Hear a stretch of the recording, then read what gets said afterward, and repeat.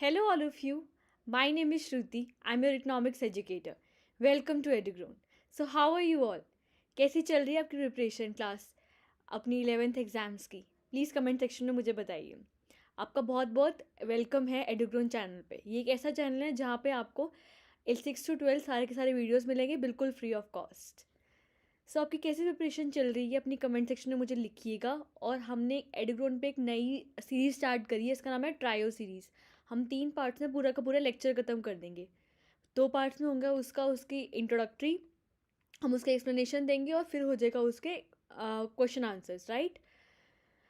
तो अगर आपको किसी टॉपिक का इंट्रो चाहिए, दोबारा आपको चाहिए कि टॉपिक रिवाइज करना है, आपको किसी चैप्टर में आपको बहुत ज़्यादा दिक्कतें आ रही हैं और आपको कहना है कि ये वाला चैप्टर दोबारा करवाओ, इस चैप्टर के नोट्स चाहिए, तो प्लीज़ आपको कमेंट सेक्शन में बताइएगा आप हमें। तभी हम उसकी एक लाइव मीटिंग करवा लेंगे अगर ज़्यादा डाउट्स होंगे बच्चों के तो, राइट। तो ये हमारा एक ऑब्जेक्टिव रहेगा। और एडुग्रोन ने आपकी थोड़ी सी भी हेल्प करी प्रिपरेशन को बूस्ट करने में, तो प्लीज़ एडुग्रोन को लाइक शेयर सब्सक्राइब कीजिएगा हमारे चैनल को।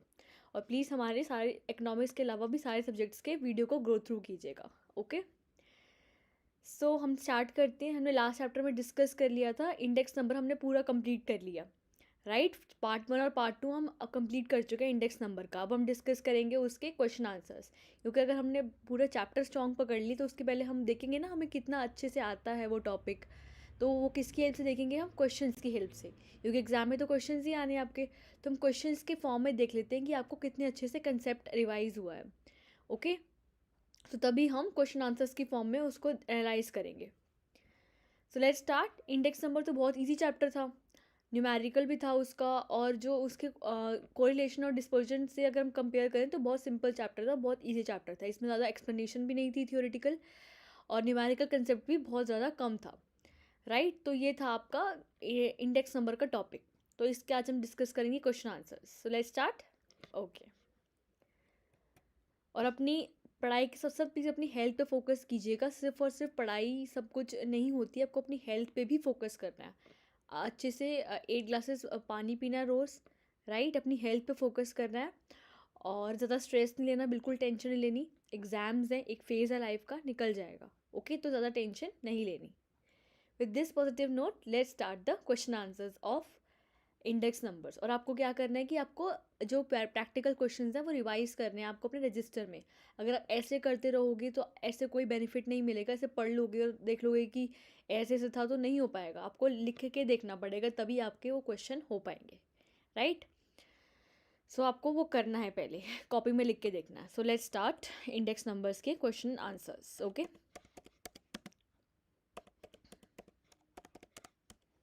question and answers, index numbers.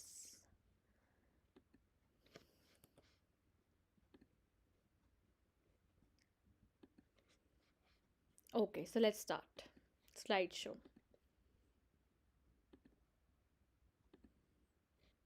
Question and answers of index numbers. Question answers को स्टार्ट करने से पहले हम एक कोड डिस्कस करेंगे। हमने एक नई स्ट्रैटेजी अपनाई कि किसी भी चैप्टर को स्टार्ट करने से पहले या किसी भी क्वेश्चन आंसर्स को डिस्कस करने से पहले हम क्या करेंगे, उसके कोड डिस्कस करेंगे। हम लाइफ का एक कोड डिस्कस करेंगे, तभी आपको एक एनर्जी मिलेगी। जो उसके अलावा आपको एक जो चैप्टर के अलावा एक पॉजिटिविटी आएगी और चैप्टर को आप और अच्छे से करोगे तभी, ठीक है। क्योंकि सिर्फ पढ़ाई पढ़ाई से कुछ नहीं होता, पॉजिटिव थिंकिंग डेवलप करना बहुत ज़्यादा ज़रूरी है आपके लिए। सो ओके, तो तभी हम किसी भी चैप्टर या क्वेश्चन आंसर्स को स्टार्ट करने से पहले हम एक उसका क्या करेंगे, क्वेश्चन आंसर्स को डिस्कस, उसकी एक कोट को डिस्कस करेंगे। और वो एक मोटिवेशनल कोट होगा, या वो किसी एक बहुत बड़े सेलिब्रिटी या तो कोई फेमस पर्सनालिटी ने बात कही होगी, तो वो हम उसके अकॉर्डिंग कोट्स डिस्कस करेंगे। ये कोट्स हो सकते हैं आपकी लाइफ से रिलेटेड हो सकते हैं, या हो सकते हैं आपके पॉजिटिव थिंकिंग से रिलेटेड हो सकते हैं, या स्टडी से रिलेटेड हो सकते हैं। Okay, so let's start. So आज का कोट है, all your dreams can come true if you have the courage to pursue them. आपके सारे सपने पूरे हो सकते हैं। आप सोचते हो ना कि मेरा सपना नहीं पूरा होता, अगर आपके पास एक हिम्मत है वो करने की, आपके पास शक्ति है, आप हार्ड वर्किंग हो उतनी, तो आपके सारे के सारे ड्रीम्स पूरे हो सकते हैं। कभी भी निराश नहीं होना कि मेरा ये ड्रीम पूरा नहीं होना, आपको उसके लिए अपना 100% देना है। और फिर भी अगर पूरा ना हुआ तब आप कह सकते हो कि मेरा ड्रीम पूरा नहीं हुआ। बट अपनी पूरी जो आपकी पोटेंशियल है ना, 100% करेज लगा देनी है आपको उस ड्रीम को पूरा करने के लिए। अगर आपका ड्रीम है कि आपको सीए बनना है, आपका ड्रीम है कि आपको एक डॉक्टर बनना है, तो आपको जो पूरा का पूरा अपना 100% एनर्जी है ना, आपको उस वीडियो पे लगा, आपको उस अपनी चीज़ पे लगा देनी है, पूरा 100% देना, जितनी आप कर सकते हो, मेहनत कर सकते हो। और फिर भी आपको अचीव ना हुआ ना, फिर आप कह सकते हो कि मैं नहीं बन पाया, बट पूरा आपको ट्राई करना है सबसे पहले, और फिर एंड रिजल्ट तो आपको ऑब्वियसली पॉजिटिव ही मिलेगा अगर आप अच्छे से मेहनत करके और खुद पे बिलीव रखोगे तो। ओके, तो आपके सारे के सारे ड्रीम पूरे हो सकते हैं। कभी भी निराश नहीं होना कि मेरा ड्रीम पूरा नहीं हुआ। पहले अपने क्वेश्चन करो अपने आप से कि आपने क्या अपना 100% दिया था, आप और पोटेंशियल थी आपके पास करने की ये सब चीज़ें, राइट? आप कर सकते थे, और तो फिर आपने क्यों नहीं किया? फिर अगर तभी भी आपके पास क्वेश्चन राइज होता है कि मैं कर सकता था, फिर आप ऐसे मत बोलिएगा कभी, ठीक है? तो आपके सारी ड्रीम्स पूरे हो सकते हैं, सारे के सारे। बस आपको मेहनत करते जानी है और अपने आप पे बिलीफ रखना है, अपने पावर रखनी है कि मैं कर सकता हूँ, अपने आप पे बिलीफ रखना है और मेहनत करते जानी है। Okay, so with this positive note let's start question answers of index numbers. इसको स्टार्ट करने से पहले हम क्या करेंगे, जो मैंने 2 वीडियोस आप बनाए थे ना पहले, पार्ट 1 और पार्ट 2, इससे पहले वो आएंगे, आपको वो पहले करने हैं। इसके बाद आप नहीं कर पाओगे, अगर आप ऐसे करोगे तो नहीं हो पाएगा वो, तो इसलिए आपको पहले वो देखने हैं और साथ में रजिस्टर रखना है। अगर आप ये क्वेश्चंस आंसर कर पा रहे हो इसको देखे बिना, तो आपको अपने आप को एक 1 मार्क दे देना है, राइट? और बड़े वाले दे सकते हो तो आपको 6 मार्क्स दे देना है, जो प्रैक्टिकल क्वेश्चंस आके आएंगे। Okay, so first question is define index numbers. An index number is a statistical measure designed to show changes in a variable or group of related variables with respect to time, geographical location of under variables. तो first question है कि index number का meaning क्या होता है। तो index number का meaning ये होता है कि ये एक स्टैटिस्टिकल मेजर है, ये एक स्टैट्स का मेजर है, राइट? हम जो ये डिस्कस कर रहे हैं बुक्स, ये स्टैट्स रिलेटेड है, तो इंडेक्स नंबर भी एक स्टैट्स का कंपोनेंट है। ये किस लिए बना है इंडेक्स नंबर? इसमें चेंजेस दिखाने हैं वेरिएबल में और group of related variables with respect to time. अगर P1 में फॉर एग्जांपल ये आपका है ईयर 2018 और ये है आपका ईयर 2019, राइट? इसमें था आपका प्राइस P1, इसमें आपका प्राइस था P0, इसमें आपका प्राइस और क्वांटिटी थी इसकी आपकी Q0, और इसमें आपका प्राइस हो गया P1 और इसमें हो गया Q1। तो आपका जो चेंजेस आए हैं प्राइस में, राइट, क्यू इसमें और इसमें जो चेंजेस आए हैं प्राइस में, तो इसमें वो बताता है आपको इंडेक्स नंबर कि कितने चेंजेस आए हैं प्राइस में, क्वांटिटी में कितने चेंजेस आए हैं, किस वजह से आए हैं, क्या उनकी रीज़न से चेंज आने की वजह से, राइट? तो ये वेरिएबल हो सकता है टाइम के रिस्पेक्ट में भी, ज्योग्राफिकल लोकेशन जिस जगह हम रहते हैं उसके अकॉर्डिंग भी, या किसी और चीज़ का भी ये इंडेक्स हो सकता है, राइट? तो ये जो था कि इंडेक्स नंबर का मीनिंग क्या है, तो इंडेक्स नंबर का मीनिंग यही है कि एक स्टैटिस्टिकल मेजर है। सबसे पहले बात की, एक स्टैटिस्टिकल मेजर है। वो क्यों बनाया गया है? ये बनाया गया है कि हमें चेंजेस बताने हैं वेरिएबल में। वेरिएबल में क्या क्या चेंजेस हो सकते हैं कि 2018 में क्या प्राइसेस थे, 2018 में क्या क्वांटिटी थी, 2019 में क्या प्राइसेस थे, और 2019 में क्या क्वांटिटी थी। और इसमें जो चेंजेस आए हैं प्राइस, क्वांटिटी और P1 और Q1 में चेंजेस क्यों आए हैं, रीज़न क्या था चेंज आने का, राइट?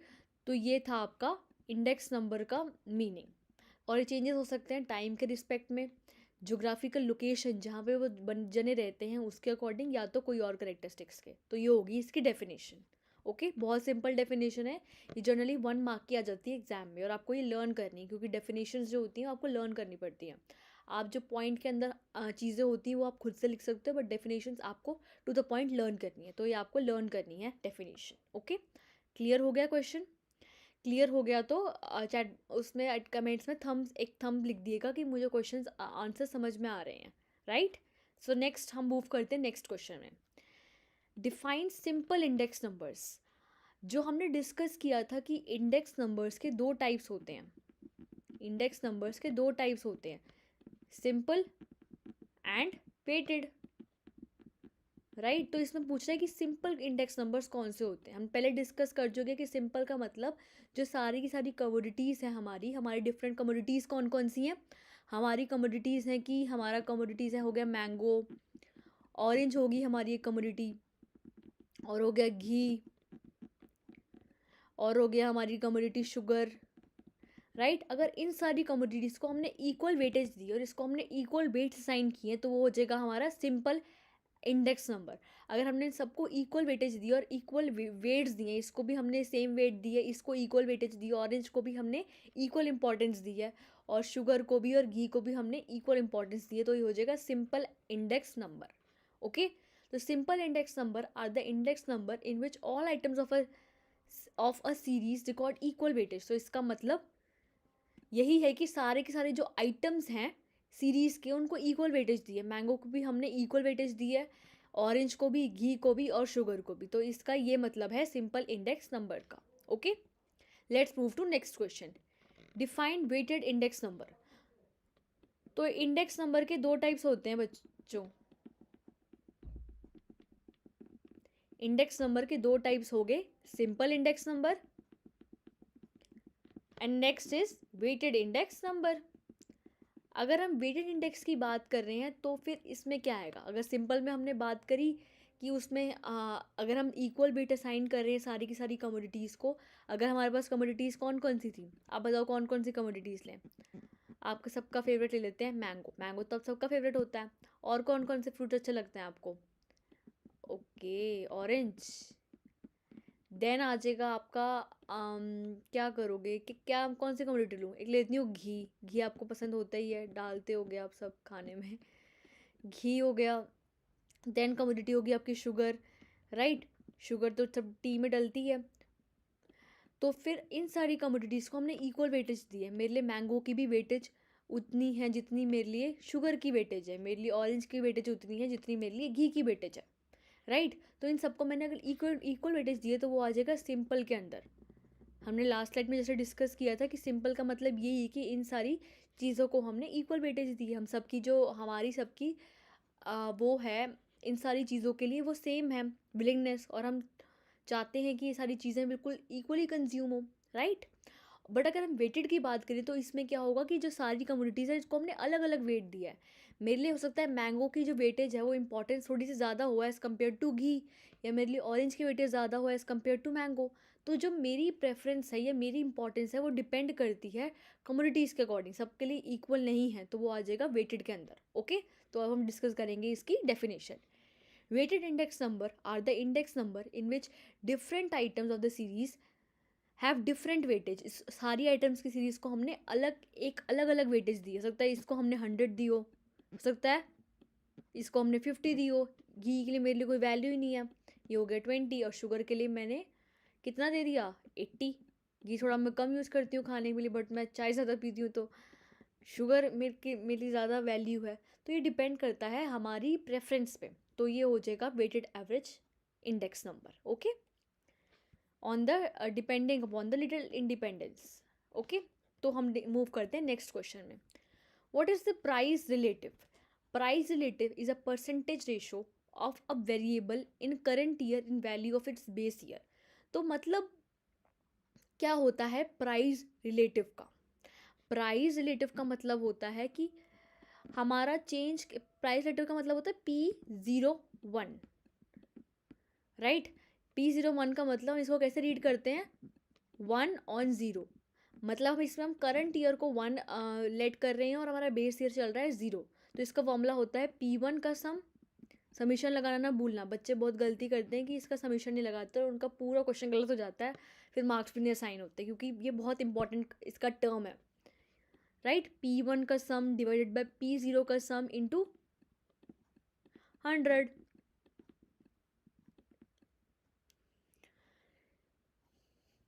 राइट, तो इसमें P1 प्राइस रिलेटिव का मतलब है ही, इस टर्म को हम यही कहते हैं कि ये है प्राइस रिलेटिव, इसको हम प्राइस रिलेटिव ही कहते हैं, इसका नाम ही प्राइस रिलेटिव है। तो प्राइस रिलेटिव का मतलब ही यही है कि ये परसेंटेज है, क्योंकि अगर हमने 100 से मल्टीप्लाई कर दिया तो ये एक परसेंटेज हो जाती है, राइट? तो ये है एक परसेंटेज किस चीज़ का? करंट ईयर का price divide by base year का प्राइस, इसका सम है इंटू 100। तो यही है इसकी definition. Okay, let's move to next question. Defined consumer price index. Consumer price index is the index numbers which is the average of the price paid by specific loss of customers of goods and services consumed by them in current year in comparison with the base year. Okay, तो अगर हम consumer price index की बात करें तो consumer price index में क्या चीज़ें आ जाएंगी कि ये प्राइस इंडेक्स तो है, ये एक पर्टिकुलर चीज़ का तो इंडेक्स बता रहा है, किस चीज़ का बता रहा है, हम डिस्कस कर रहे हैं कंज्यूमर्स के बारे में, राइट। तो कंज्यूमर्स प्राइस इंडेक्स एक ऐसा एवरेज है, ये बताता है कि हम जो हमारे डिफरेंट क्लास ऑफ कस्टमर्स हैं, which is the average paid by the specific class of customers. जो स्पेसिफिक क्लास ऑफ कस्टमर्स है उसने क्या प्राइस पे किया था। अगर हमारी स्पेसिफिक क्लास ऑफ कस्टमर्स, अगर हम उसकी बात कर रहे हैं, लेबरर्स की बात कर रहे हैं, एक स्पेसिफिक क्लास कुछ भी हो सकती है इसमें, लेबरर्स हो सकती है, टीचर्स हो सकती है, इंडस्ट्रियल वर्कर हो सकता है,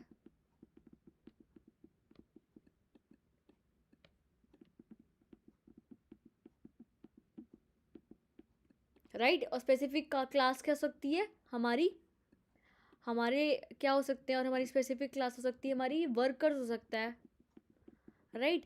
ये स्पेसिफिक क्लास ऑफ वर्कर क्या गुड्स वो कर रही है, कौन से गुड्स एंड सर्विसेज कंज्यूम कर रही है, उस गुड्स एंड सर्विसेज का क्या प्राइस है, राइट। वो कितना देती हैं उन गुड्स एंड सर्विसेज के लिए। वो करंट ईयर की हम बात करें, हमारा करंट ईयर 2018 चल रहा है, तो हम करंट ईयर की बात करेंगे और पिछले ईयर के कंपैरिजन में कितना ये इंक्रीज या डिक्रीज आया है, तो ये बताता है हमारा consumer price index. Simple. Okay, तो let's move to next question. Define wholesale price index. Wholesale price index measures the little change in the price of commodities traded in the wholesale markets. तो wholesale price index किसकी बात करेगा, नाम से पता चल रहा है wholesale मार्केट की। तो जो wholesale मार्केट में, होलसेल मार्केट की बात करेगा भाई कंज्यूमर प्राइस इंडेक्स। तो जो होलसेल मार्केट में जो चेंजेस आए हैं प्राइस ऑफ कमोडिटीज़ में, जो हमारे चेंजेस आए हैं प्राइस ऑफ कमोडिटीज़ में, अगर हमारा पहले प्राइस कमोडिटी का 100 था, उसका प्राइस कम होके 80 हो गया, या तो बढ़ के कितना हो गया है 150 हो गया है। तो जो अगर हमारे चेंजेस आए हैं होलसेल मार्केट में, तो वो इसको वो बताता है हमारा होलसेल प्राइस इंडेक्स, राइट। जो होलसेल मार्केट में हमारी जो चीज़ें ट्रेड हो रही हैं उसमें कितना इंक्रीज या डिक्रीज आया है, या वो ज़्यादा आया है या कम आया है। ओके, तो ये बताता है हमारा wholesale price index. Next question is state the 2 type of price index numbers. हमें बताना है कि जो प्राइस इंडेक्स नंबर्स के 2 टाइप्स कौन कौन से। हमने 2 टाइप्स लास्ट स्लाइड में पढ़े। हमने पहले डिस्कस किया होलसेल प्राइस इंडेक्स के बारे में, फिर हमने डिस्कस किया था कंज्यूमर प्राइस इंडेक्स के बारे में। तो दो टाइप्स हैं, वो यही आ जाएंगे कि हमारा एक आ जाएगा हमारा कंज्यूमर प्राइस इंडेक्स, फिर आ जाएगा हमारा होलसेल प्राइस इंडेक्स। तो ये है हमारे 2 टाइप्स। Okay, right. तो ये आ जाएगा आपका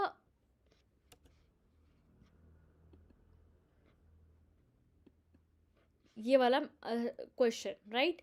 next question is what should be the base year like. जो हम बेस ईयर बनाते हैं, अगर हमारा करंट ईयर चल रहा है 2021, तो जो हमारा बेस ईयर होगा, हम किसको बेस ईयर बनाएं, क्या हम 2022 को बनाएं, 2019 को बनाएं, 2018 को बनाएं, या 2017 को बनाएं। हमारा बेस ईयर क्या होना चाहिए, राइट। बेस ईयर क्या होना चाहिए हमारा, हमें इसमें वो डिस्कस करना है। तो बेस ईयर हमारा वो ईयर होना चाहिए, हम जो बेस ईयर बनाएंगे इनमें से किसी भी ईयर को, वो एक ऐसा ईयर होना चाहिए ज़्यादा लंबा भी नहीं है टाइम में, उसका जो टाइम स्पैन है वो ज़्यादा लंबा भी नहीं होना चाहिए, ज़्यादा स्मॉल भी नहीं होना चाहिए, या वो एक ऐसा ईयर होना चाहिए जिसमें जो इकोनॉमिक फ्लक्चुएशंस है वो बहुत कम आते हैं, राइट। और वो ऐसा ईयर होना चाहिए जिसमें हो सकता है कि कोई इकोनॉमिक बूम नहीं आया एक तरह से, या तो कोई इकोनॉमिक रिसेशन नहीं है, क्योंकि अगर वो एकदम से आ गया तो फिर वो एक इवेंट अनसर्टेन इवेंट बन जाता है जिससे हमारा डाटा एक्यूरेट नहीं आता। तो वो ज़्यादा बड़ा भी नहीं होना चाहिए, ज़्यादा स्मॉल भी नहीं होना चाहिए, बिल्कुल मीडियम टाइम स्पेन का होना चाहिए, और उसका इकोनॉमिक जो हमारी कंडीशन है उस पीरियड में अच्छी होनी चाहिए। हो सकता है कि कोई ड्रॉट नहीं आना चाहिए, कोई फ्लड नहीं आना चाहिए। ओके, तो ये होता है हमारा base year. Okay, let's move to next question. Name the consumer groups for which the customer price index is computed. एक ऐसा हमें कंज्यूमर ग्रुप बताना है जिसके लिए हमारा कंज्यूमर प्राइस इंडेक्स हमें क्या बताता है कि हमारी जो कंज्यूमर्स हैं वो कौन से गुड्स प्रोड्यूस कर रहे हैं,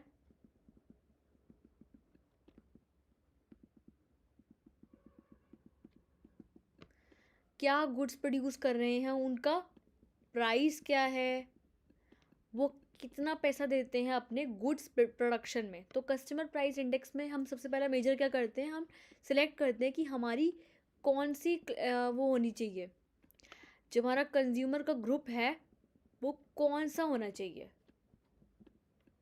राइट। वो हमारा ग्रुप कौन सा होना चाहिए, जो हम वो करेंगे उनको डिवाइड, कि हम कंज्यूमर प्राइस इंडेक्स में इन कंज्यूमर्स की बात कर रहे हैं तो वो कौन सी वो होना चाहिए। क्या वो इंडस्ट्रियल लेबरर्स होने चाहिए,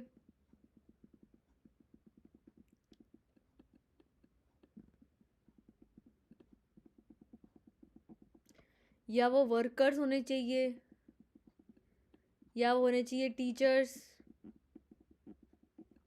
या होने चाहिए हमारे लेबरर्स, राइट। तो जिसकी भी हम बात कर रहे हैं उसमें क्या क्या चीज़ें आनी चाहिए सीपीआई में। तो इसमें कंज्यूमर ग्रुप के अंदर आती है, consumer groups is a customer price index is computed for industrial workers. जैसे मैंने यहाँ बताया, इंडस्ट्रियल वर्कर्स के लिए आना चाहिए, एम्प्लॉयज़ के लिए आ सकता है, एग्रीकल्चर लेबरर्स के लिए आ सकता है, टीचर्स के लिए आ सकता है, एंड वर्कर्स के लिए आ सकता है। तो ये होता है हमारा कंज्यूमर ग्रुप। ओके, तो ये आ गया हमारा सीपीआई का मेजर।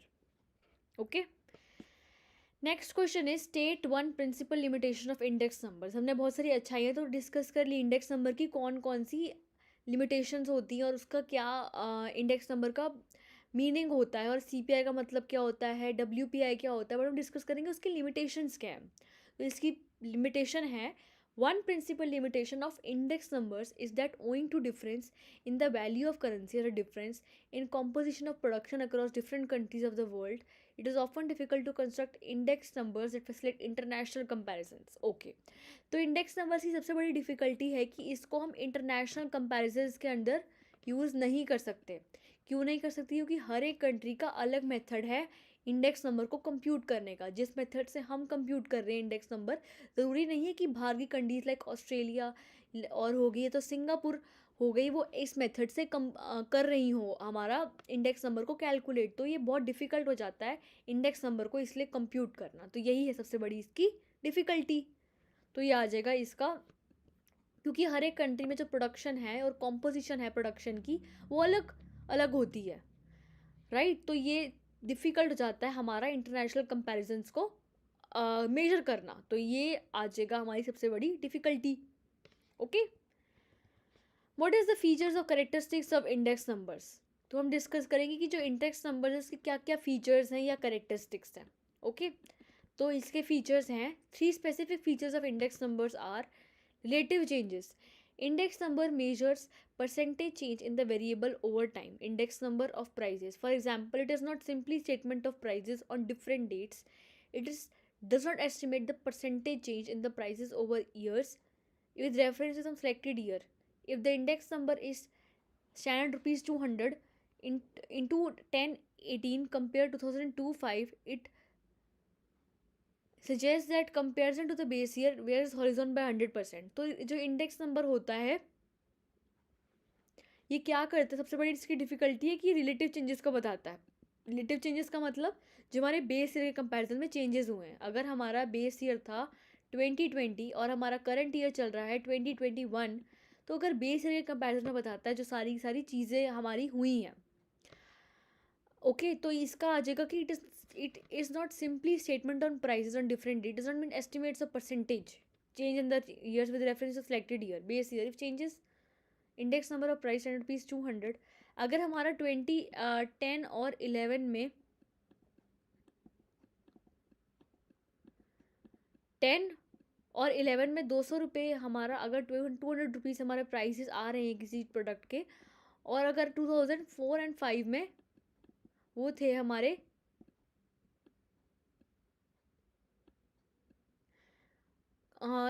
तो अगर हमारे 150 थे तो बताता है कि हमारे जो प्राइसेस हैं वो राइज़ हो गए हैं 100% से, क्योंकि यहाँ पे 200 थे और वहाँ पे भी 200 थे। तो ये इसकी सबसे बड़ी डिफ़िकल्टी है कि रिलेटिव चेंजेस को बताता है, हमारे बेस ईयर के कंपैरिजन में ये चीज़ें बताता है। Next is quantitative expressions. In index numbers of precise movement of the quantity we change in the concern when you were over time. तो जो इंडेक्स नंबर होता है ये सिर्फ और सिर्फ क्वांटिटेटिव चेंजेस को बताता है, क्वालिटेटिव चेंजेस को नहीं बताता। अगर हमारा ईयर चल रहा है 2018 2020 हमारा है बेस ईयर और हमारा ईयर चल रहा है 2021। तो अगर इसमें हमारा था प्राइस P1, इसमें था Q1, इसमें था P0, इसमें था Q0, राइट। तो जो हमारे ये वाला मेथड है इंडेक्स नंबर का, इसे सिर्फ क्वांटिटिव चेंजेस बताएगा कि हमारा इसमें कितना प्राइस था, इसमें कितना प्राइस था, इसमें कितना था और इसमें कितना प्राइस था। ये सिर्फ और सिर्फ क्वालिटेटिव चेंजेस तो बताता नहीं कि जो चेंजेस आ रहे हैं वो किसकी वजह से आ रहे हैं। सिर्फ और सिर्फ बताएगा कि इतने चेंजेस थे, इसमें इतने चेंजेस थे, इन्फ्लेशन बढ़ा है या घटा है, बट किसकी वजह से चेंजेस आए, क्या हमारा मेजर था चेंज आने का, ये नहीं बताता। तो ये सबसे बड़ी इसकी डिफ़िकल्टी है। Next is averages. Index number change the name of averages. Index numbers consider करता है एवरेजेस को। अगर हमारा ये ईयर चल रहा है बेस ईयर 2020 और हमारा ये वाला ईयर चल रहा है 2021, इसमें हमारे प्राइस थे 100 और इसमें था हमारा P0 था 150। तो जो इंडेक्स नंबर होगा वो इन दोनों का एवरेज कंसीडर करेगा, राइट। तो एवरेज कैसे कंसीडर करेगा, 100 + 150 डिवाइडेड बाय 100। तो 100 + 150 कितना होगा, डिवाइडेड बाय 2, तो इसका एवरेज आएगा 125। तो ये आ जाएगा हमारा थर्ड इसकी करेक्टरिस्टिक है इंडेक्स नंबर का। ओके, तो हम डिस्कस करेंगे कि डिफ़िकल्टीज या प्रॉब्लम्स क्या आती हैं इंडेक्स नंबर्स को मेजर करने में, right.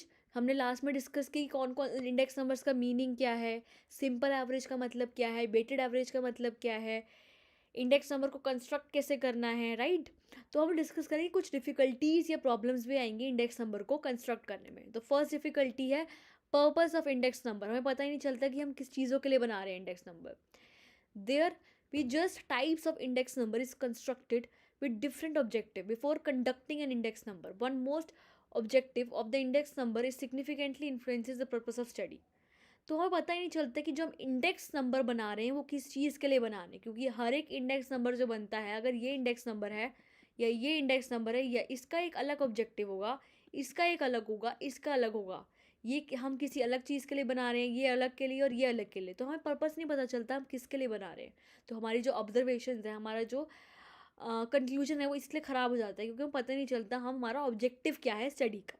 Okay, next is selection of base year. Base is another problem in construction of index number because it is the year in which the price of the current year as compared to base year should be a normal year. Okay, तो selection of base year हम पता नहीं चल पाता कि हम base year किसको select करें।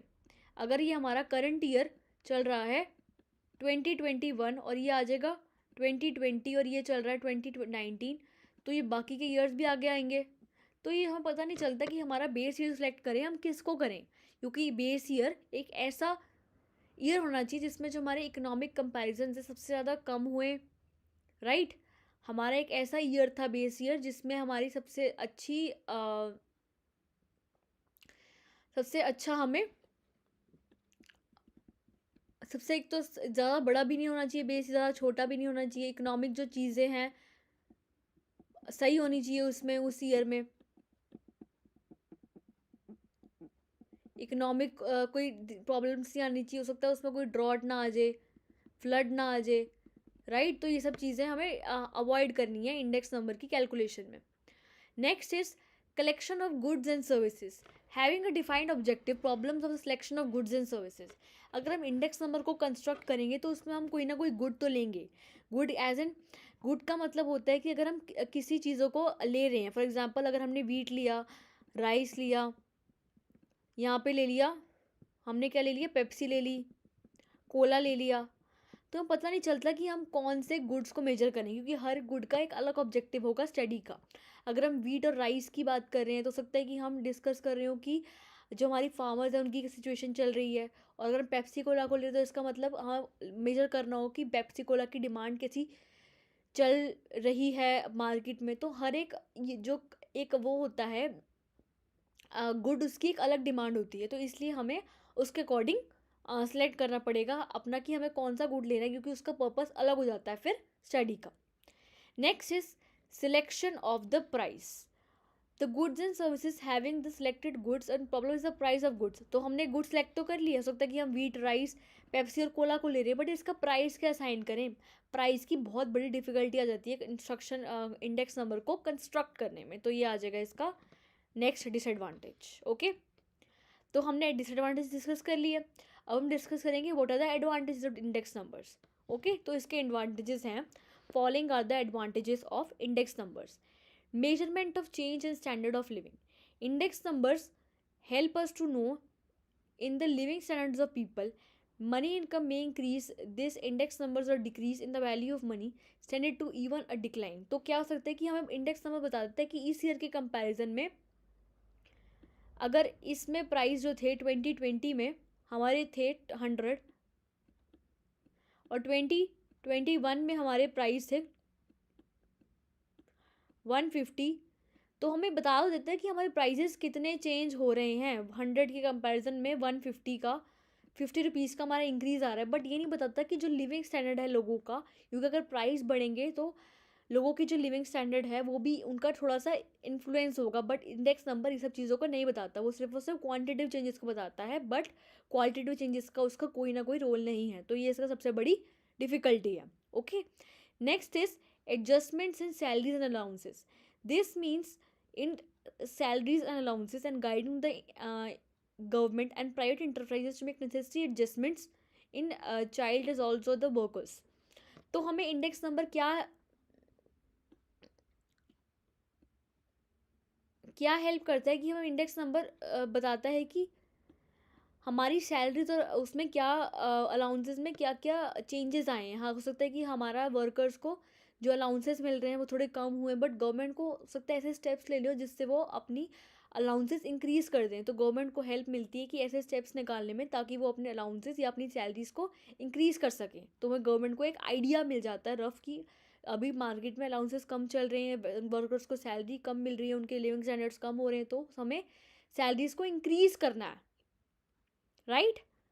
तो ये एक एडवांटेज हो जाता है इंडेक्स नंबर्स का। Next is information regarding foreign trade.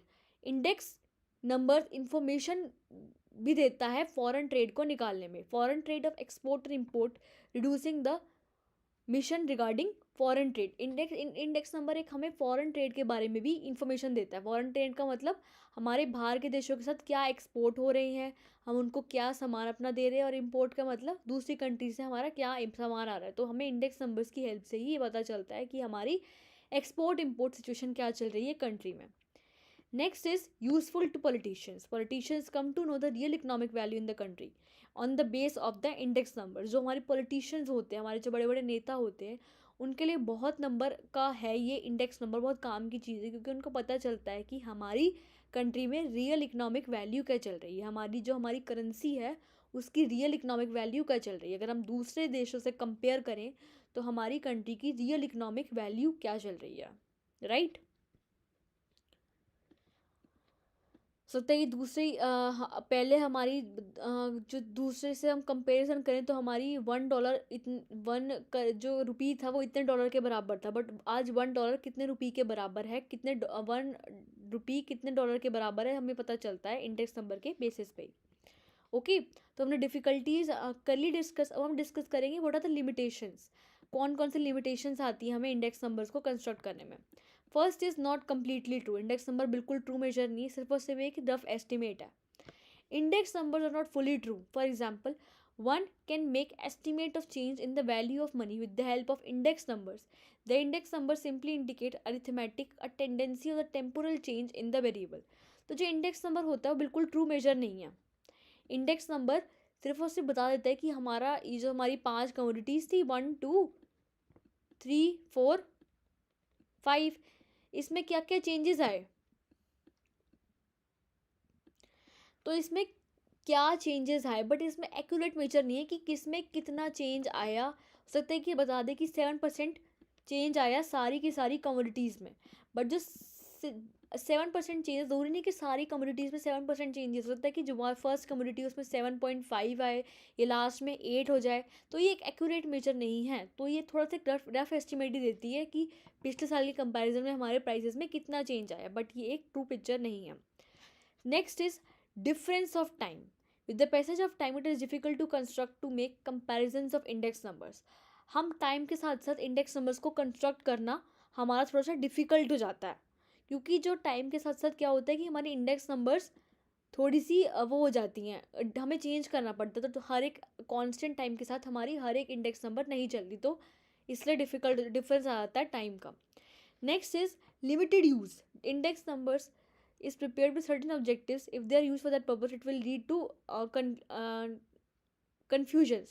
तो लिमिटेड यूज़ इंडेक्स नंबर्स की नेक्स्ट डिफिकल्टी की लिमिटेड यूज़ होती है। अगर इसको जिस ऑब्जेक्टिव के लिए अगर हमने प्रिपेयर किया है इस इंडेक्स नंबर को, इसको लिए हमने प्रिपेयर किया है लेबरर्स की स्टडी करने के लिए, तो अगर इस चीज़ में अगर इसका यूज़ होता है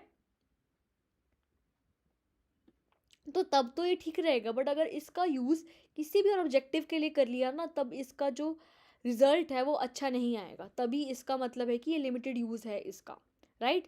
जिसके लिए प्रिपेयर किए तभी यूज़ कर लें तो ठीक है, वरना किसी भी और चीज़ के लिए हमने अगर लेबरर्स की स्टडी हम यूज़ कर रहे हैं, बट अगर हमने किसी टीचर्स का डाटा स्टडी करना है तो हम इस इंडेक्स नंबर को लेबरर्स वाले को यूज़ नहीं कर सकते। तो ये है इसका next limitation. Next is lack of retail price. Index numbers, most of the index numbers are prepared on basis of wholesale prices. Okay, जो इंडेक्स नंबर्स हम बनाते हैं, जो इंडेक्स नंबर्स हम कंस्ट्रक्ट करते हैं, वो हम किसके बेसिस पे करते हैं, किसी होलसेल प्राइस के बेसिस पे करते हैं। तो होलसेल प्राइसेस के बेस पे होगा तो हमारा क्या इग्नोर हो गया, रिटेल प्राइस तो बिल्कुल इग्नोर हो गया, हर जगह होलसेल प्राइस ही आएगा, तो ये इसका नेक्स्ट लिमिटेशन है, राइट। तो next question is what is consumer price index. Okay, so far we have been focusing on general price, but the index is not explaining how the change in general price level affects the cost of living of certain classes of society. Just because different classes of people consume different goods according to change in price affect them totally. To know the effects of change in price and the living condition of different classes of society, we need a special type of price index called consumer price index and cost of living index. Number price paid is index number. 3 is the average rate and price is paid by specific class of customers, the goods and services consumed by them current year in comparison to the base year. Okay, तो जो हमने सारे के सारे अब तक index numbers पढ़े हैं, हम उसमें क्या फोकस कर रहे हैं, जनरल प्राइस लेवल में, बट हम ये नहीं देख रहे कि पिछले साल के कंपैरिजन में इस ईयर में हमारे जो प्राइजेस हैं वो इंक्रीज डिक्रीज तो हुए हैं, बट उससे हमारी जो लोगों की लिविंग कंडीशंस हैं उनका पे क्या अफेक्ट आया है। लोगों की लिविंग कंडीशन, जो उनकी कॉस्ट है लिविंग की, वो इम्प्रूव हुई है या डिक्रीज़ हुई है सर्टेन क्लास सोसाइटी। अगर हमने एक लेबरर्स की स्टडी करनी है, राइट, तो लेबरर्स की जो कॉस्ट ऑफ लिविंग है वो इंक्रीज़ हुई है या डिक्रीज़ हुई है, तो हमें पता नहीं चलता कॉस्ट ऑफ लिविंग का उनकी पर्टिकुलर लेबरर्स की, तो हम इसलिए यूज़ करते हैं कंज्यूमर प्राइस इंडेक्स। अगर हमें बताना है कि पर्टिकुलर क्लास ऑफ सोसाइटी की जो लिविंग कंडीशन है वो इम्प्रूव हुई है या डिक्रीज़ हुई है, तो हमें एक स्पेशल टाइप चाहिए इंडेक्स नंबर्स का, उसका नाम है कंज्यूमर प्राइस इंडेक्स, राइट। इससे पता चलता है कि पर्टिकुलर क्लास की क्या हमारी चल रही है, हमारी economic condition, right. It is the that is the average rate and prices paid by specific class. ये क्या प्राइजेस पे कर रही हैं, इनका क्या इकोनॉमिक में यूज़ चल रहा है, right. The goods and services consumed by then, वो कौन से गुड्स एंड सर्विसेज कंज्यूम करते हैं, उनका क्या प्राइस चल रहा है, वो कितने प्राइस देते हैं गुड्स एंड सर्विसेज को कंज्यूम करने के लिए। और हम बात करेंगे करंट ईयर की in comparison to base year, base year के कंपैरिजन में उनका कितना इंक्रीज या डिक्रीज आया है प्राइस पे करने में। ओके, तो ये बताता है हमें consumer price index. Clear, let's move to next slide. How to construct a customer price index. तो अगर हम कंज्यूमर प्राइस इंडेक्स को हमें कंस्ट्रक्ट करना है तो हम कैसे करेंगे, राइट। नेक्स्ट क्वेश्चन ये है, the following steps are use in the construction of index numbers. तो ये हमारे स्टेप्स हैं इंडेक्स नंबर्स को कंस्ट्रक्ट करने के। फर्स्ट है सिलेक्शन ऑफ कंज्यूमर क्लास। सबसे पहले हमें सिलेक्ट करनी है कंज्यूमर क्लास हमारी कौन सी होनी चाहिए। हमारी कंज्यूमर क्लास इंडस्ट्रियल लेबर होनी चाहिए, government employees, agricultural labour, teachers, right. एक हमने क्लास सेलेक्ट कर ली, फिर हम डिस्कस करेंगे उसका फैमिली बजट क्या है, वो कौन सी ग्रुप कंज्यूम करती है, उनका वो क्या चल रहा है, कौन से गुड्स कंज्यूम करती है, और जो प्राइस पे क्या करती है उन गुड्स को कंज्यूम करने के लिए। राइट। तो उसको कितना प्राइस पे करती है और उसका एक्सचेंज कितना हो रहा है गुड्स एंड सर्विसेज का। फिर हम डिस्कस करेंगे कि हमारा बेस ईयर कौन सा होना चाहिए करंट ईयर के कंपैरिजन में। फिर हम डिस्कस करेंगे हमारी प्राइस का क्या मेजर चल रहा है, should be selected from the region of selected price lies and make the purchases. फिर हम डिस्कस करेंगे कि हमारी प्राइस का क्या हमारा चेंज आ रहा है, राइट। प्राइस का क्या हमारा इंफॉर्मेशन डिस्कस करेंगे, प्राइस का क्या हमारा आ रहा है।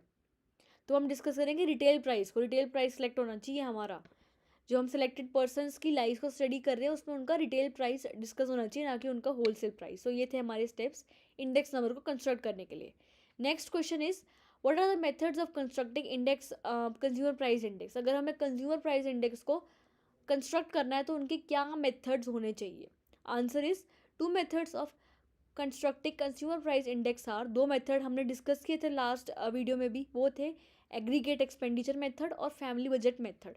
एग्रीगेट एक्सपेंडिचर मेथड में ये वो वाला मेथड है कि हम ये बिल्कुल लास्ट पे मेथड्स की तरह है, इसका फॉर्मूला बिल्कुल सेम ही है लास्ट पे की तरह। लास्ट पे में क्या था, हम P1 और P0 को लेते थे, बट हम जो क्वांटिटी थी वो बेस ईयर की क्वांटिटी लेते थे, राइट। और फैमिली प्राइस में क्या होता है कि ये कंज्यूमर प्राइस इंडेक्स के बिल्कुल मिलता जुलता है। इसका फॉर्मूला होता है RW का sum divided by W, right. Next question is what is the importance of consumer price index. Consumer price index की इंपॉर्टेंस क्या है। First importance is wage adjustments. Consumer price index are used as a base which is the means of rate of dearness allowances selected by the government on the basis of the consumer price index. तो first importance है क्यों पता चलती है कि veg adjustments, हमें जो workers है उनकी सैलरीज में इंक्रीज या डिक्रीज करना है, या उनको जो हमने डीए दिया है उसमें इंक्रीज या डिक्रीज करना है, वो पता चलता है हमें कंज्यूमर प्राइस इंडेक्स की हेल्प से। Second importance is measurement of real value. Indexes are used to be the real value of the rupee. Index बताता है कि हमारी रियल वैल्यू क्या चल रही है रुपी में, या उसकी परचेजिंग पावर क्या है, उसकी अगर हम लेके जाएंगे तो हमें उसके बदले कितना डॉलर मिलेगा, राइट। उसकी रियल इनकम पता चलती है। Next is national income deflator. These sentences are used as fleet of national income. ये बताती है कि हमारी नेशनल इनकम कैसी चल रही है पूरी कंट्री की, अच्छी चल रही है या तो बुरी चल रही है। Formation of price policy. The consumer price index are use for government price policies. अगर हमें बताना है कि हमारी जो पॉलिसीज़ है गवर्नमेंट की वो उसमें कोई इंप्रूवमेंट लानी है, उनकी पॉलिसी हमें फॉर्म करनी है, तो हम कंज्यूमर प्राइस इंडेक्स को ही फॉर्म करेंगे, okay. Next question is explain construction of consumer price index. हमें कंज्यूमर प्राइस इंडेक्स को कंस्ट्रक्ट कैसे करना है, उसकी हमें कंस्ट्रक्शन बतानी है। Construction price is the price for the constructed on the base of retail prices, but the retail prices vary from one place to another, even the same shop to shop. तो जो consumer price index को हम study करते हैं वो हम study करते हैं रिटेल प्राइसेस की हेल्प से, बट रिटेल प्राइसेस तो वेरी करते हैं हर एक शॉप टू शॉप या प्लेस टू प्लेस, तो फिर ये बहुत थोड़ा सा डिफिकल्ट हो जाता है कैलकुलेट करना। तो नेक्स्ट क्वेश्चन इज हमें बताना है, एक्सप्लेन करना है इन्फ्लेशन को और इंडेक्स नंबर्स को। तो ये हमारा नेक्स्ट क्वेश्चन है। Inflation refers to the situation of rise in the general price level in the country over a long period of time. Inflation is measured in terms of wholesale price index. The constant rise in the wholesale price index over time is the situation of index. Example, the wholesale price index from year 2011-12 is 50 to 180. The increase in price has almost been consistent over time. It would be deemed a situation of inflation. Its situation arisen in the value purchasing power of reduces to half in the wholesale price rises by 100%. Obviously double the price level, how is the purchasing power of the rupee, half of the purchasing power of the rupee. तो inflation का मतलब क्या है कि हमारा अगर ये year चल रहा है 2021 और ये चल रहा है 2020, तो इसके ईयर के कंपैरिजन में हमारे प्राइसेस में क्या कितना इंक्रीज आया है वो बताता है हमें इन्फ्लेशन, राइट। ये इन्फ्लेशन का मतलब ही यही है कि पिछले साल की कंपैरिजन में हमारा जनरल प्राइस लेवल इकोनॉमी में इंक्रीज हुआ है या डिक्रीज हुआ है। तो इन्फ्लेशन को हम किस में कैलकुलेट करते हैं, होलसेल प्राइस इंडेक्स के उसमें कैलकुलेट करते हैं। हम रिटेल में नहीं करते बल्कि एक होलसेल प्राइस इंडेक्स में कैलकुलेट करते हैं। तो होलसेल प्राइस में तो एक कांस्टेंट राइज आता है। एग्जांपल के थ्रू क्या हो जाएगा, होलसेल प्राइस हमारा जो 11-12 में था वो 150 था, बट हमारा 180 तक हो गया हमारा वो। तो जो हमारा इंक्रीज़ हुआ है इसका मतलब वो हमारी इन्फ्लेशन की सिचुएशन लगी है। इसका मतलब क्या है कि हमारी परचेजिंग पावर जो थी हाफ हो गई है, बट जो हमारे प्राइजेस थे वो राइज हो गए 100% से। तो ये इसका मतलब ये है कि प्राइस अगर डबल हो जाएंगे तो हमारी परचेजिंग पावर हाफ हो जाएगी। ओके, तो ये इसका मीनिंग था। नेक्स्ट हम एक क्वेश्चन डिस्कस करेंगे, प्रैक्टिकल क्वेश्चन। इसको अगर आपको डिस्कस करना तो रजिस्टर और प्लीज़ पेन पेपर से साथ करो, क्योंकि ऐसे समझ में नहीं आएगा। एक से अब पेन पेपर कॉपी करो तभी आपको ये समझ आएगा। तो एक पेन कॉपी और एक पेपर लाओ तभी समझ आएगा, राइट। उसको खुद सॉल्व करके देखो पहले, फिर इसका मैच करो आंसर आपका आया नहीं, राइट। एक बार मैं सॉल्व करके दिखा देती हूँ। Following are the price of commodities in the 2004 and 2018, construct a price index based on the year 2004 as base year. हमें क्या करना है, प्राइस इंडेक्स कंस्ट्रक्ट करना है। 2002 को हमने एक बेस ईयर ले लिया, राइट। तो 2004 हो गया हमारा बेस ईयर, तो ये हो गया हमारा बेस ईयर। तो बेस ईयर का प्राइस अगर दिए तो हो जाएगा P0 P1। हमें क्या निकालना है इसमें, price index, relative price index की हेल्प से हमें कैलकुलेट कर रहा है। रिलेटिव का में क्या होता है, हम एक हर एक कमोडिटी का अलग अलग मेजर करते हैं। इसका हम अलग कैलकुलेट करेंगे 70/50 इंटू 100 करके, इसका अलग 60/40 इंटू 100, इसका अलग 90/80 into 100, 120 divide by into 100, 20/20 into 100 करके अलग। तो इसका जो फॉर्मूला आया है, इसको हमने 611/5 कर दिया, फिर डिवाइड कर देंगे किससे, number of observation. Number of observation कितनी है, 5। तो जो आंसर आ जाएगा हमारा हो गया हमारा relative price index. Okay, next question is stock index number of price in the year 2018 from the following data calculate past method, last method and future method. हमें इसमें क्या कैलकुलेट करना है, इसमें इसका इंडेक्स नंबर कैलकुलेट करना है, और हमें कैलकुलेट करना है Paasche method, Laspeyres method और फिशे मेथड। ये हमें दिया हुआ है P0 Q0 P0 Q0 P1 and Q1। तो P0 Q0 P1 Q1 हमें लास्ट प्रे निकालना है, तो इसका फॉर्मूला होता है P, इसमें हम लेते हैं बेस ईयर की क्वांटिटी। तो P1 हम इसको मल्टीप्लाई करेंगे P1 एंड Q0 को। P1 कहाँ पे है और Q0, इसको मल्टीप्लाई करेंगे। मल्टीप्लाई तो आपको करना आता ही है, मल्टीप्लिकेशन में तो आप स्ट्रॉन्ग हो ही, तो कर लोगे फटाफट से मल्टीप्लाई। कर लिया इसको मल्टीप्लाई, 60 कर लिया आपने, 56 38 ऐड कर लोगे इन सबको, फटाफट आप ऐड कर लोगे। कर लिया आपने ऐड, फिर हमें निकालना है P0 Q0। P0 ढूंढो भाई, कहाँ पे P0, ये हो गया आपका Q0, ढूंढ लिया। मल्टीप्लाई कर लोगे फटाक से, 16 50 56 38, इसको हमने ऐड कर लिया। बस क्या करना है, फॉर्मूला हमारे पास है, वैल्यूज़ हमारे पास हैं, पुट करनी है।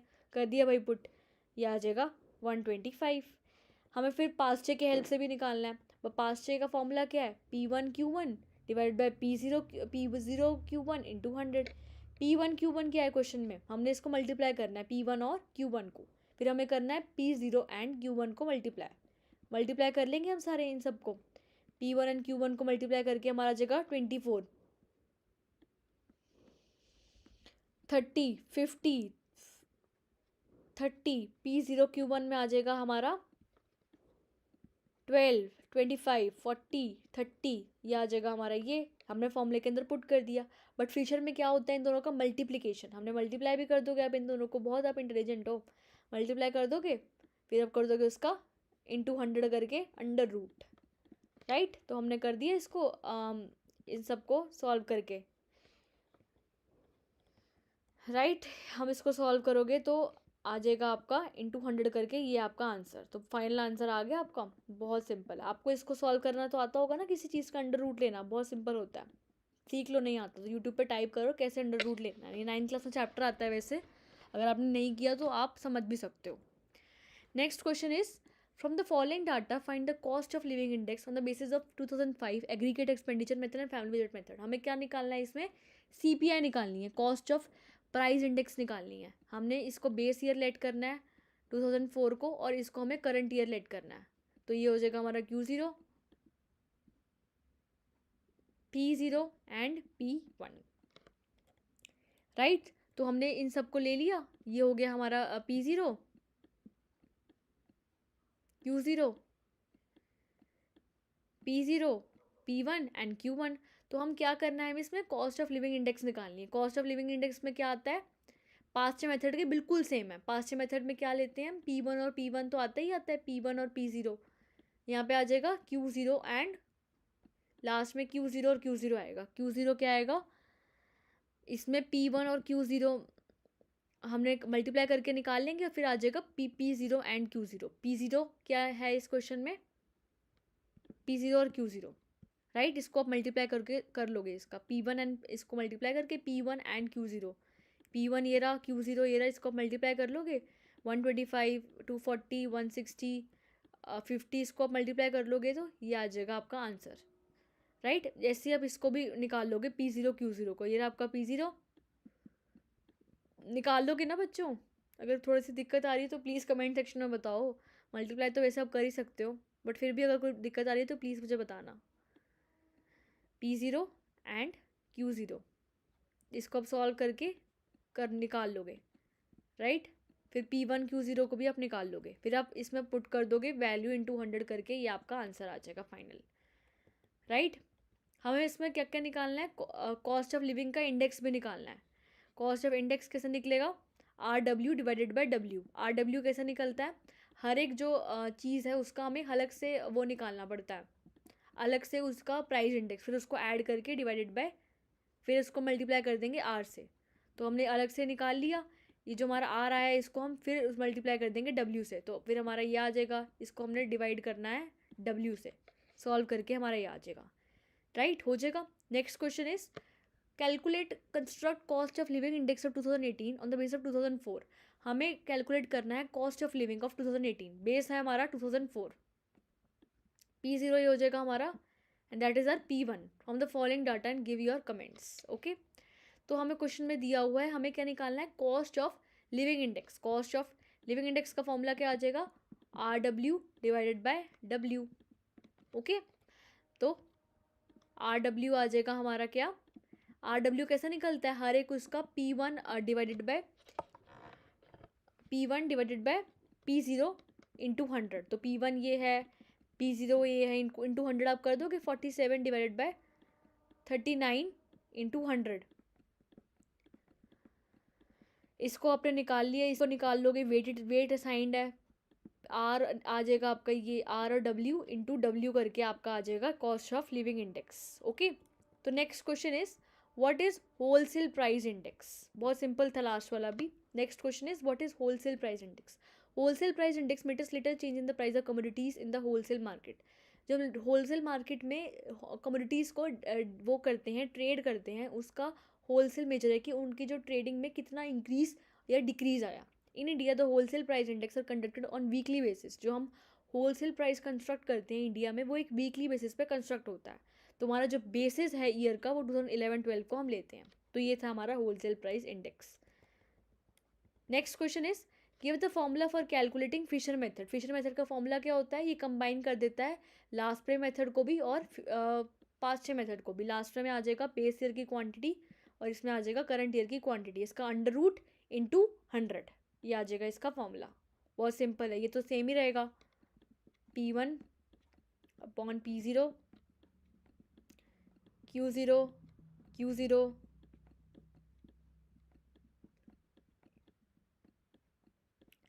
P1 P0 तो कॉमन ही है, इन दोनों को हमने कंबाइन कर दिया,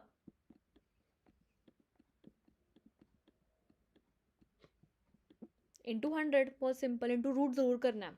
next question is give the formula for calculating weighted average price index. अगर हमें वेटेड एवरेज निकालना है तो इसका फॉर्मूला क्या होता है, वेटेड एवरेज का मतलब RW divided by W,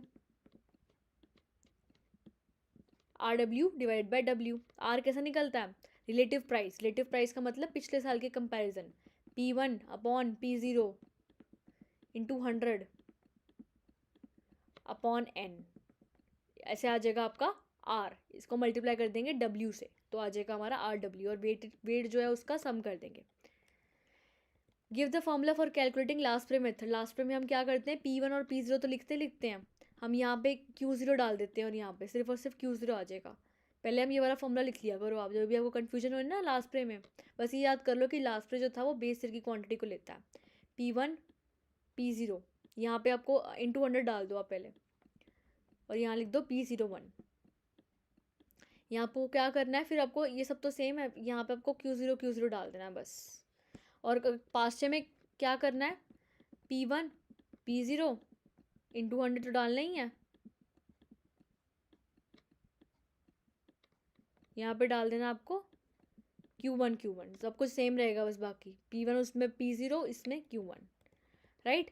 rate of inflation का क्या फॉर्मूला होता है, इसका फॉर्मूला होता है A2 minus A1 upon A1 into 100। इसका मतलब जो इस साल में चेंजेस आए, लास्ट ईयर में चेंजेस आए, divide by base year changes into 100।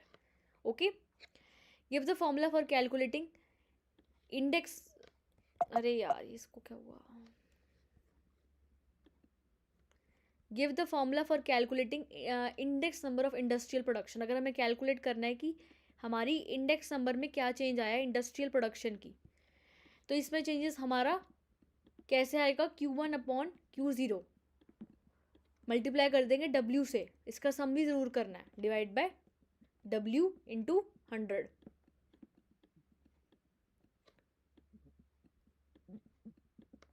Q1 upon Q0 into W divided by W। ठीक है, एक बार फिर रिवाइज कर लो, Q1 upon Q0 into W, इसका सम डिवाइड बाय W का सम इंटू 100। ओके, इसका मतलब वेट, करंट ईयर की क्वांटिटी, बेस ईयर की क्वांटिटी, सम ज़रूर करना है, डिवाइड बाय W इंटू 100। तो आपका चैप्टर बिल्कुल अच्छे से कंप्लीट होता है। मैंने चैप्टर को इतनी अच्छे से समझाया ना आपको, अभी भी आपको डाउट आ रहा है ना, प्लीज़ बताइए कमेंट्स में, और प्लीज़ इस चैनल को लाइक शेयर सब्सक्राइब कीजिए। कोई भी डाउट रहा तो प्लीज़ कमेंट्स में बताइएगा।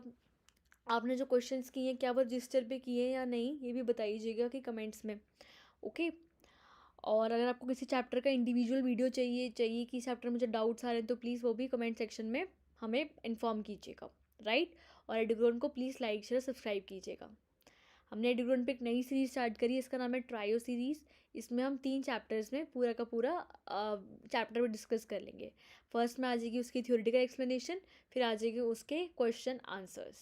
ओके, तो इंडेक्स नंबर तो बहुत इजी चैप्टर था, हमने कंप्लीट कर लिया है चैप्टर। हम अब कौन कौन से चैप्टर्स डिस्कस कर चुके हैं, क्लास 11 की मैं बोल रही हूँ, क्लास 12 का जो टर्म 1 का सिलेबस था हमने पूरा टर्म 2 का पूरा कंप्लीट कर लिया, राइट। अब हम 11th क्लास की बात कर रहे हैं।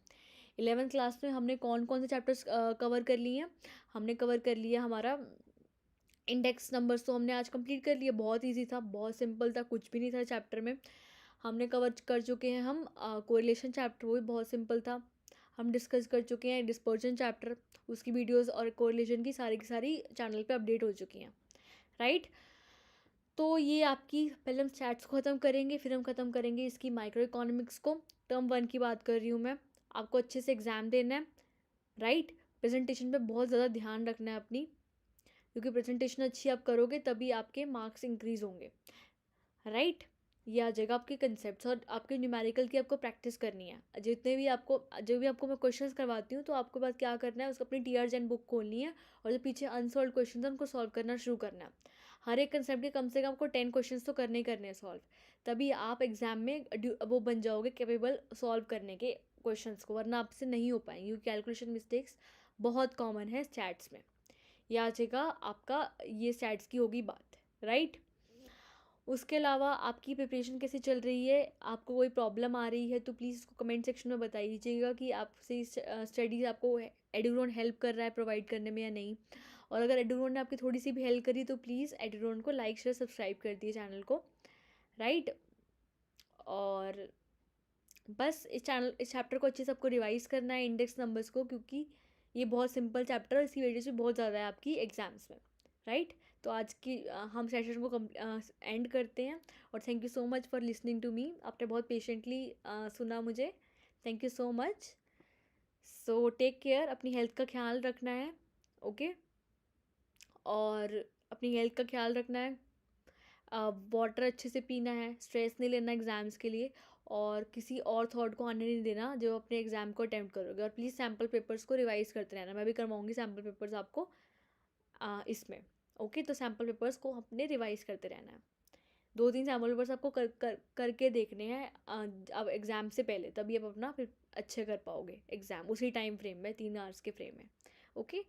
सो thank you so much guys for listening to me, have a good day ahead, thank you so much, all the best for your exams, all the best.